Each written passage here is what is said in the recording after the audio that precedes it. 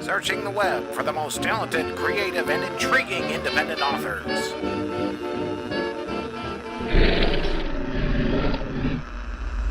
The child foretold by the prophecy.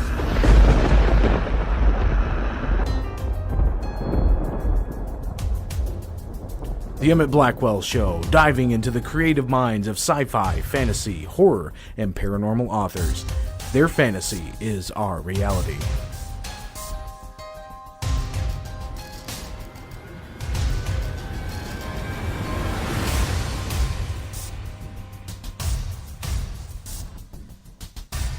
Hi, this is Emit Blackwell. Once again, I would like to thank you all for listening and would like to remind you to like, share, and subscribe to this channel.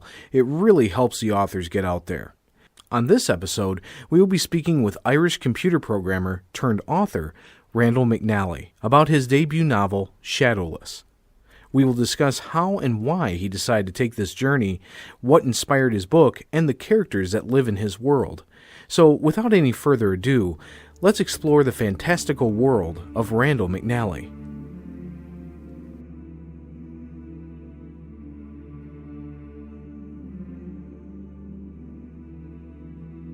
Shadowless by Randall McNally.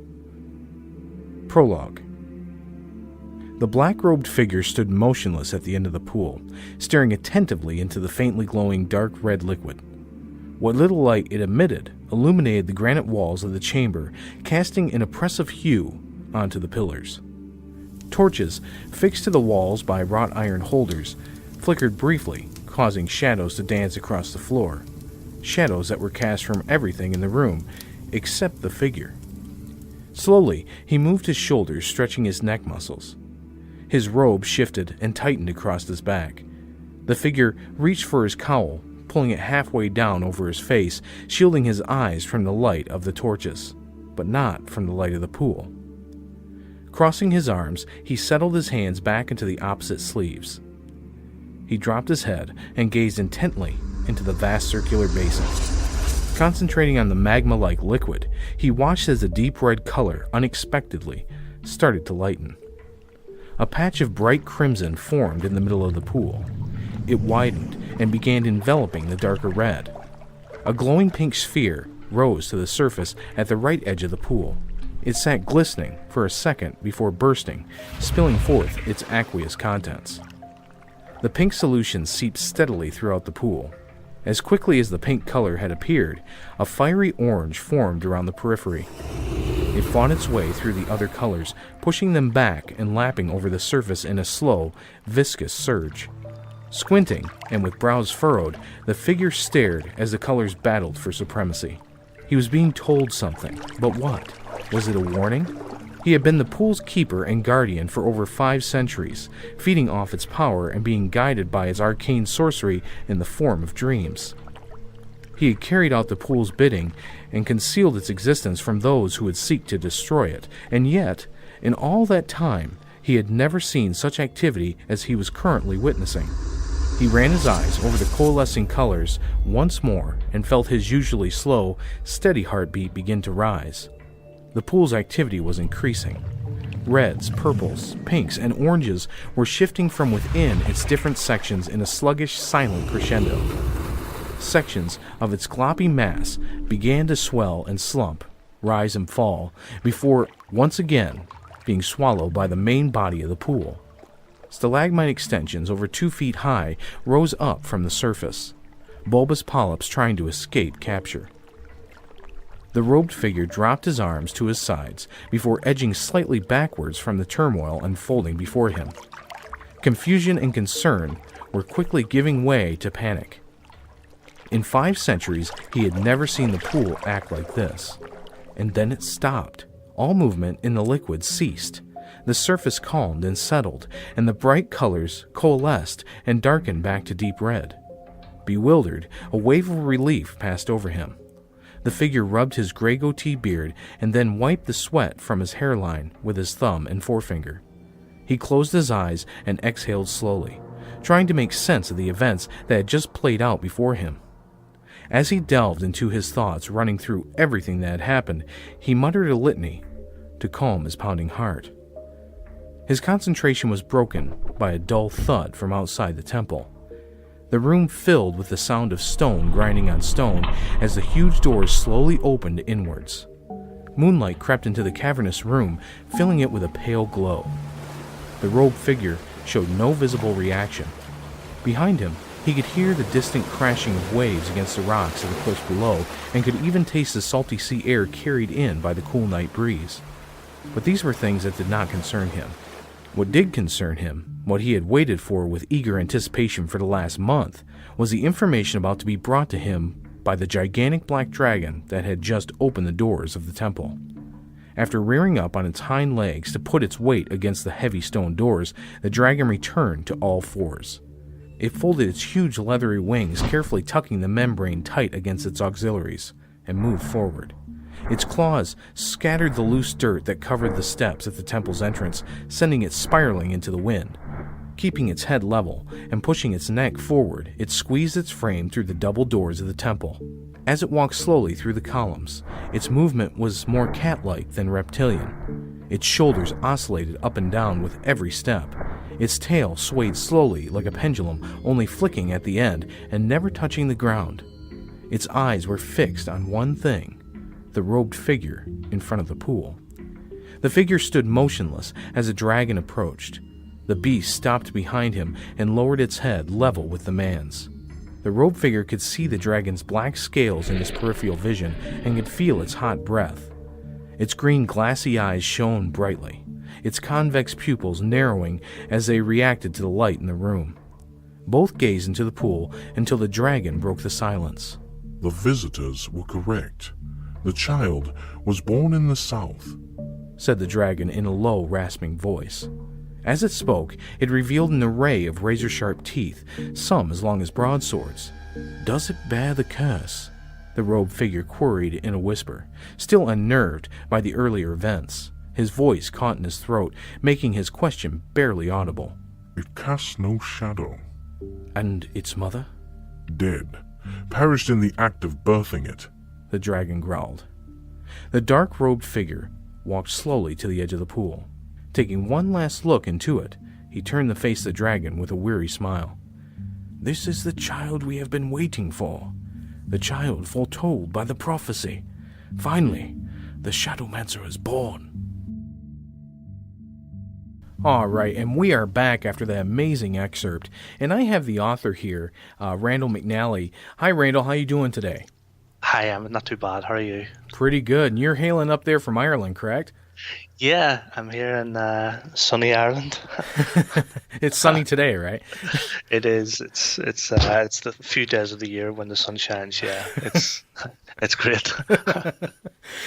Okay, so we're talking here about your Shadowless book. And when did you begin writing in general? About 3 years ago. It's my debut book, as you say. It just one day I work in the IT industry, and I was you know what the internet's like. You go on to search for car insurance, and 2 clicks later you're reading about Cold War Russian aircraft. So I was looking for something completely different, and I ended up stumbling upon a article. I think it was in Forbes magazine, and it said, "Hate your job? ? Write a book." Yeah. So I read about it. It was from a girl who worked in a call center. I think in America you guys call them cube farms. Yeah. And she worked selling insurance and hated the job, so she just got herself a typewriter or word processor and started banging out the stories. And it struck a chord.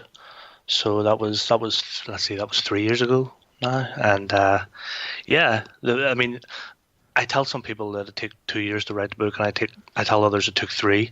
Mm-hmm. It took 2 to write the book. It took 3 to get the cover art done, the proofreader, copy editor, the graphic design company.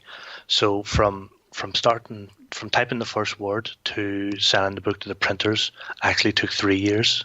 Wow. So yeah. So what slow process. Yeah. So what inspired this story of Shadowless? I mean, it's an intriguing story.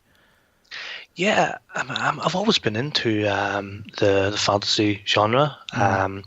I've always read, Tolkien, David Gemmell, Frank Herbert, George R. R. Martin.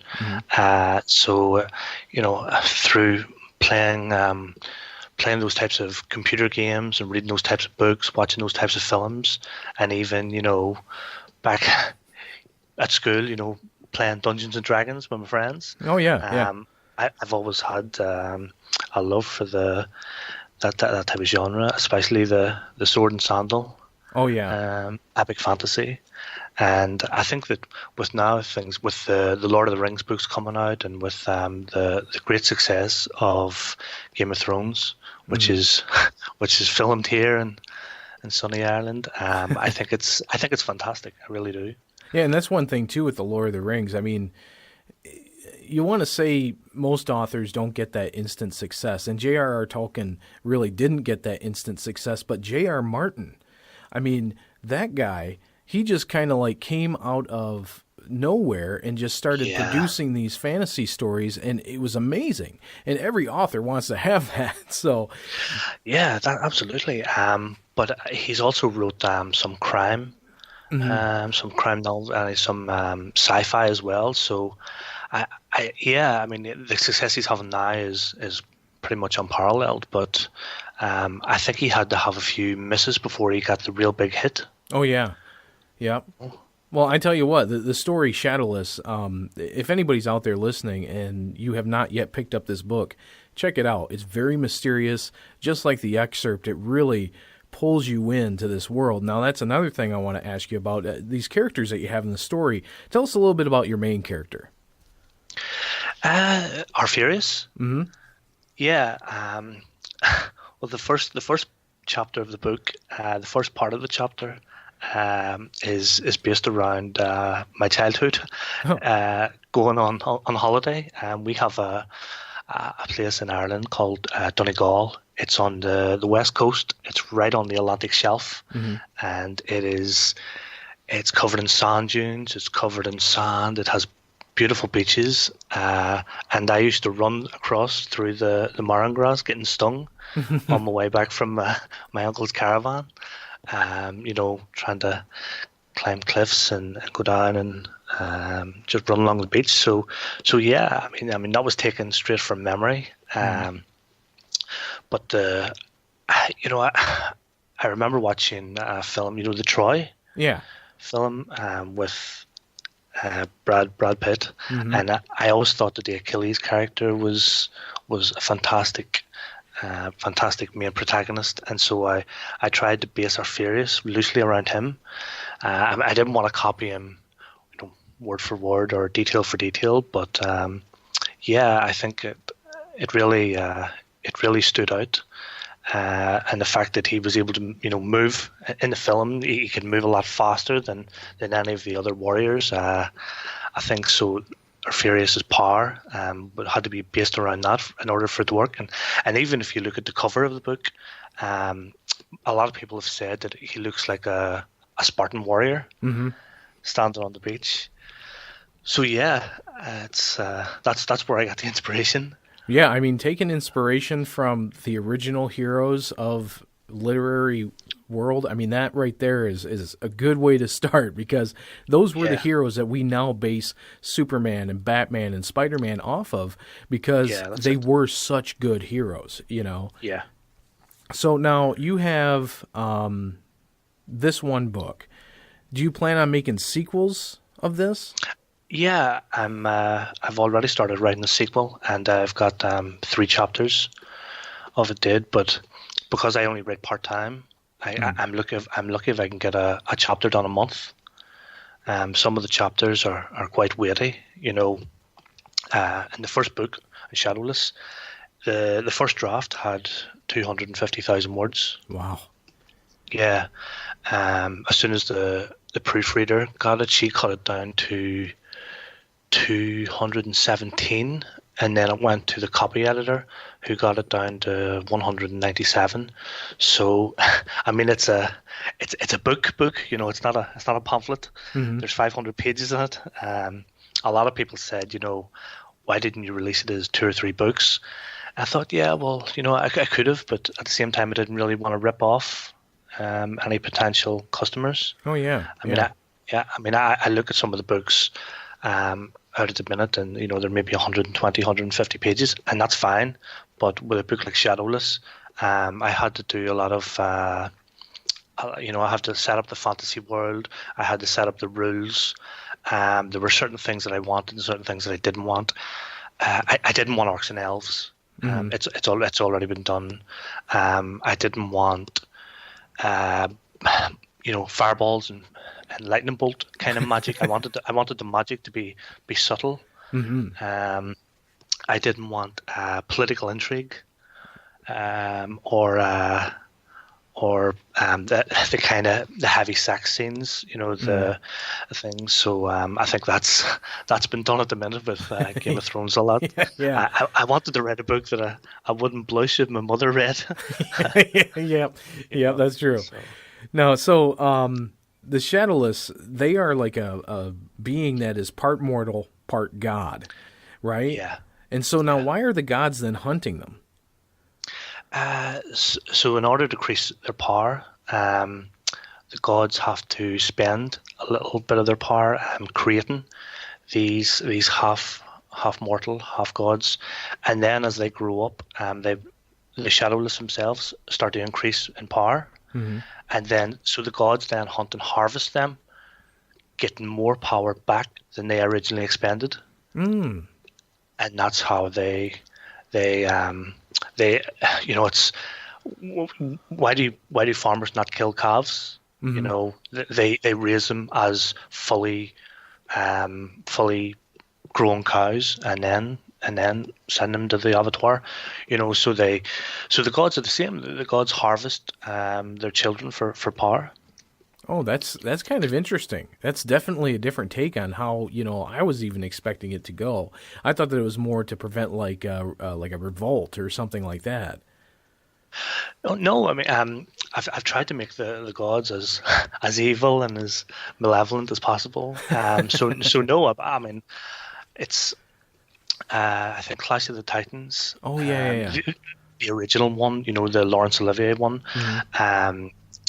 One of the lines is he went to a mortal and turned himself into a shower of gold, and then visited her, and then and that's how Perseus was born. So these guys these male and female Shadowless are essentially like Perseuses, and they're scattered across the northern realms. So yeah. I mean the gods are doing this, but the priests don't know the real reason why they're just carrying out the will of their gods. So they don't actually know that the gods are harvesting power. But some of the Shadowless themselves have realized why they're being hunted. Oh, okay. So now you have the High Priestess and the Shadow Watchers hunting the Shadowless. What's the difference between then the High Priests and the Shadow Watchers? The Shadow Watchers are just like soldiers. They're soldiers which are put into the command of the temples, and so they're sent out. The high priests are sent out with them to make sure that they do their job and to make sure that they kill the Shadowless in the correct manner. So I think it's this second or third chapter where Ladder gets he starts the chapter in the back of a prison cart. The high priest, he's the one that sets the torch ablaze, sets the fire. He carries out the execution and administers, well, I suppose you could call it last rites to him. But yeah, they're the main villains, I guess you could call them. So now you have like a secondary protagonist or like a neutral character here, this monk. What's he all about? This is so the book actually. I never I never set out to write a novel. Uh-huh. I just set out to write some short stories. And so I wanted to make them as diverse as possible. So one is set in the frozen north wastes, another one is set in the jungles of the south, some are set in the desert, some set in cities. And slowly, as the story began to grow, I realized that I had to connect them in some way. So, how do you connect people who are from different parts of the world? It can't be an item, it can't be, I guess it could be some sort of birthmark, but in the end, I had to go for the fact that none of them had a shadow. And it was my copy editor. I've mentioned her at the end. She's called Sam Stanto. She was said that, sooner or later you're going to have to connect all these people. And it was then that she said, if they had something in common, or if there had to be something that tied all the chapters together and had one single thread that ran throughout it. And it was then that I had the idea of using the monk from the prologue. So he's receiving visions from the pool, and those visions are letting him know. I guess that I wanted to make the pool something like the Plantier of J.R.R. Tolkien. So it would send him visions, and he would go and establish contact with the Shadowless, because the Shadowless have to hide in sewers and in up trees and the forests of the northern realms. So he goes and he contacts them all and kind of explains to them why they're being haunted, and tries to get them together. He knows that they all have certain powers, and if he can kind of harness all their powers, then he convinces them to try and take a stand against the gods. Yeah, so he's kind of like a facilitator for the reader to get the story. Yes. Yeah, so it's like the pool itself is all these stories coming in. He takes care of it, or he at least goes out and contacts these people. That's a really intriguing way of doing it, because most people, they can write, short stories, and they'll have a whole series of them, and they won't be tied together except for maybe, like, let's say it's a town name or something, or whatever you want to do. But this actually puts it right out there for the reader to say, okay, this is the pool of the stories of this world. And that is such an awesome idea. I mean, I'm getting chills just thinking about it.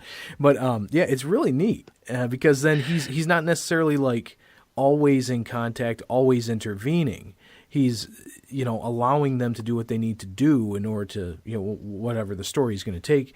But I mean, it's a really interesting way of telling a story. Yeah. I mean, I haven't just, I didn't just think these ideas up, 3 years ago. These ideas have been rolling about in the back of my head for maybe 20, 25 years. Jeez, wow. Or more, so I mean, I've only had three independent reviews from people that I don't know, and they've said they've come back with positive feedback. No one's come out and said that they've hated it up to now, and it's got 4 and 5 star reviews. So I must be doing something right. Yeah, you're doing very good. Now the cover. I mean, if anybody's out there who's seen the cover, it's very, very fantastical. Okay, it's a really neat cover of this god coming out of the sea, and like you said, it's almost like a Spartan warrior standing there to face it.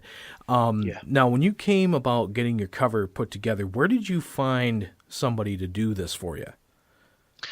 I went on to a website called DeviantArt, and I typed in gods to see what came out, and one of the pictures that come out was by a guy called Mon Kaparat, I think the name is. I think he's from Asia. I'm guessing the Mon is for Ramon or Raymond. But it's Mon Karapat, and I contacted him and asked. I contacted a few people, but he came back to me and said he would be happy to do it. I think a few of the other guys were maybe booked up, and he sent me a few ideas, just black and white pictures, nothing special. But one of the pictures he did was of a dragon coming out of a lake. And a fighter standing on the bank. So I asked him. I sent him the remit. I sent him pictures of what I wanted and how I wanted. It had to be a sea god, so it had to have a trident, and I wanted a lot of the vegetation to be fallen out of his armor, freshwater vegetation to be fallen off his water. I wanted a storm raging in the background, and he done a great job. He really did. He definitely ticked all the boxes, and I'm delighted with the way it's turned out. Oh yeah, it looks amazing. And honestly, I mean, when you go out there and you look for a cover designer or an editor or a proofreader or whatever, you really have to kind of go and look around. You said that you also had a proofreader who went through this and an editor and all that. Did you find those people online as well? Yeah, the proofreader was a girl called Sam Stanto. She's from England, and she didn't just correct the punctuation and the grammar. When she came back and she started questioning characters' motives and plots, then I knew I had the right person. Yeah, and that sounds amazing. She's she's great. Another girl, the copy editor, Julia Bruce. I think she was a lecturer, an English lecturer at one time at a university at England, and she was very good. She done the final polish of it. I mean, it's even the guys in Streetlight Graphics in America who I didn't know anything about drift or bleed or anything to do with that. This is all new to me. I mean, it wasn't cheap to produce this book, but I mean, if you're going to do something like this, I don't think you can do it kind of half-heartedly. Yeah. So I mean, I didn't. Yeah, I probably could have got someone to do the artwork a bit cheaper, but it might not have turned out as good. So I went for the in every department, the proofreader, copy editor, graphic design team, and the cover art. I probably got some of the best people that I could. And that's a good thing. That's one thing that most authors don't understand is when you do spend the money, just like we've had other book managers and things like that on the show, put your money where it's going to work best. And I have to tell you, the story itself, when you first read it, it's very elegantly written. And I know, just because I've talked to so many authors, when you have a story that's elegantly written, okay, chances are it wasn't that way when it first started. And really, a lot of that goes to the editor and the proofreader, because they're really doing a lot of work to make sure that your words come out in a way that is elegant, and it does make sense, and it does fit the story and everything.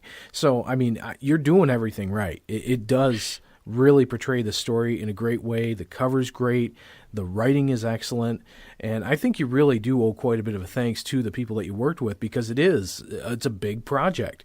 They were brilliant. They really were, Emit. I couldn't be happier with the people I worked with. They were completely professional, and they didn't commit to anything that they couldn't deliver. So definitely, a big thanks has to go out to those guys. Well, I'm sure they appreciate it. Now, you work a day job as a computer programmer, correct? And you have a degree. I do. Yeah, and you have a degree in astrophysics. What in the world would possess you to write a fantasy story? Yeah, it was either sci-fi or fantasy. It was a heads or tails.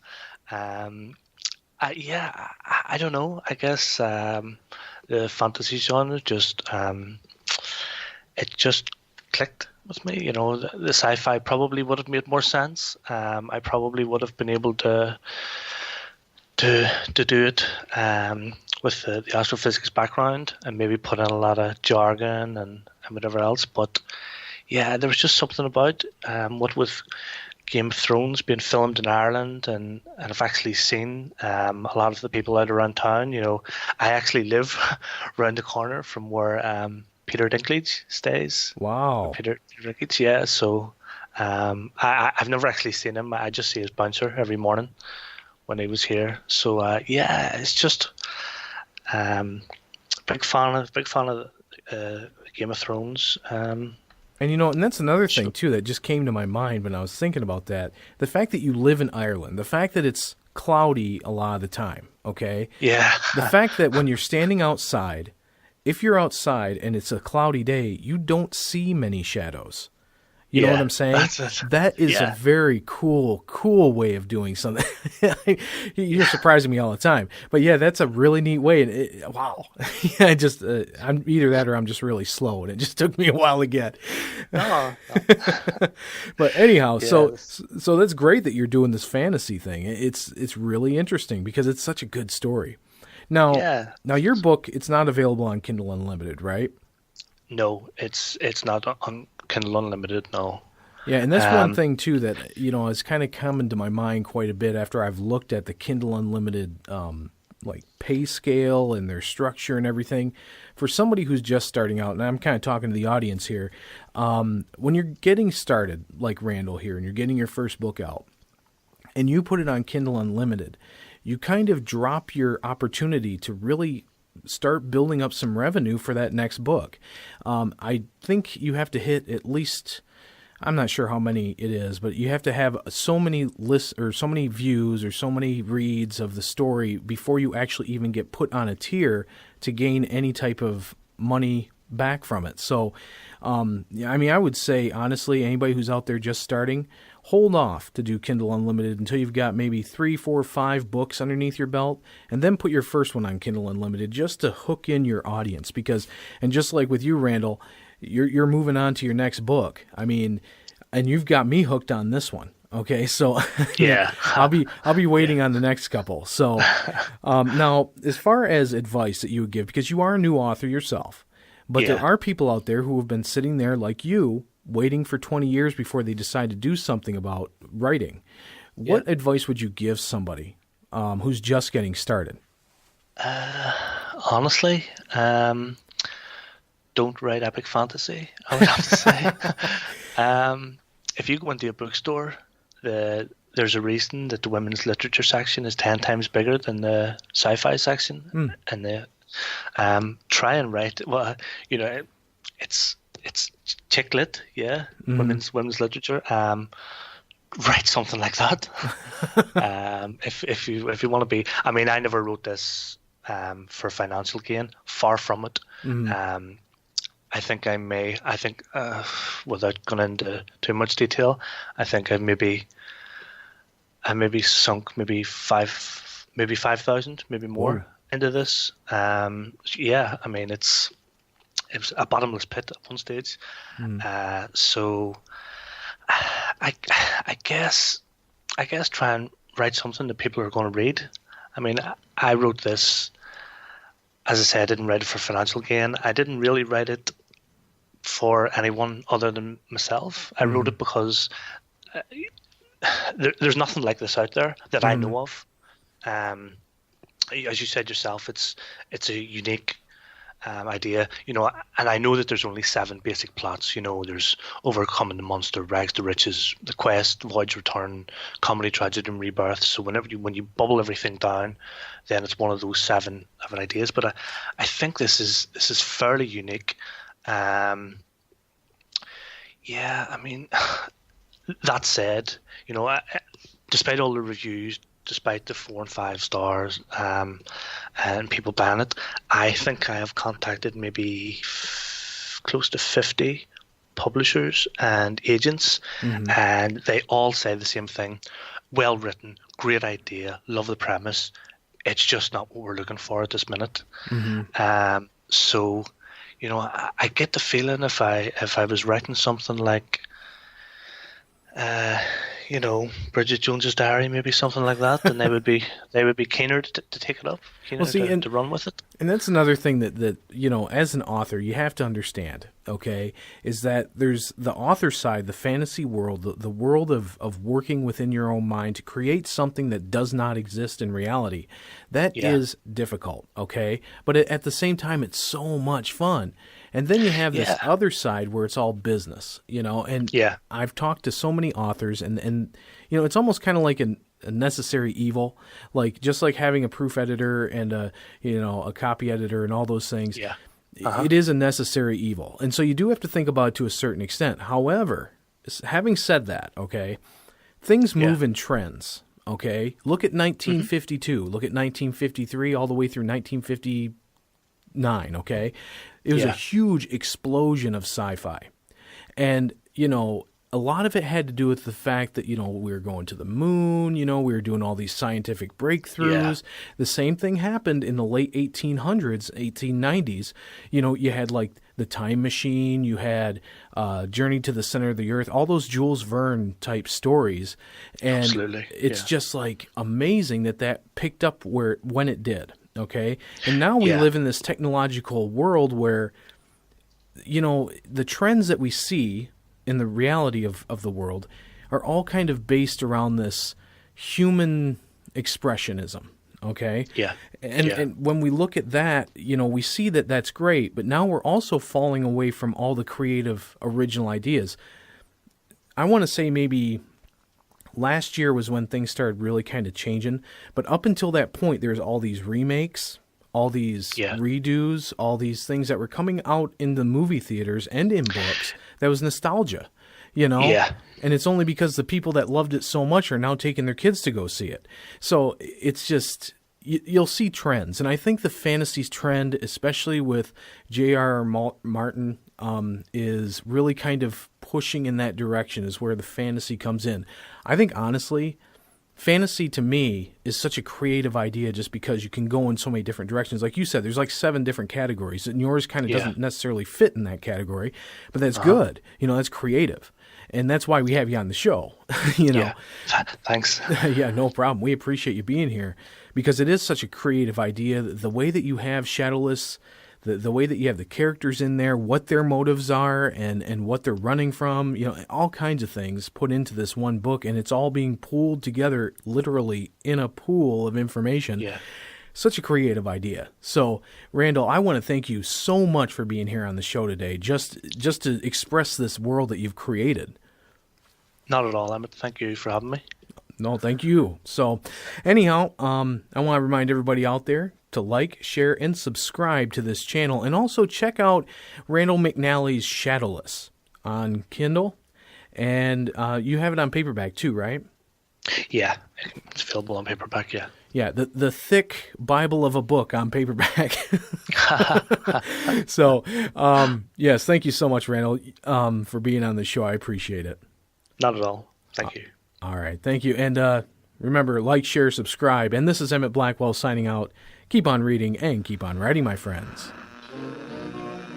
Searching the web for the most talented, creative, and intriguing independent authors.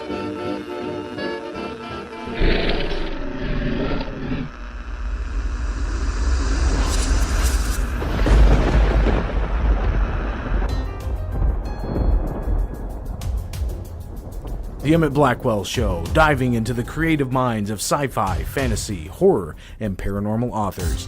Their fantasy is our reality.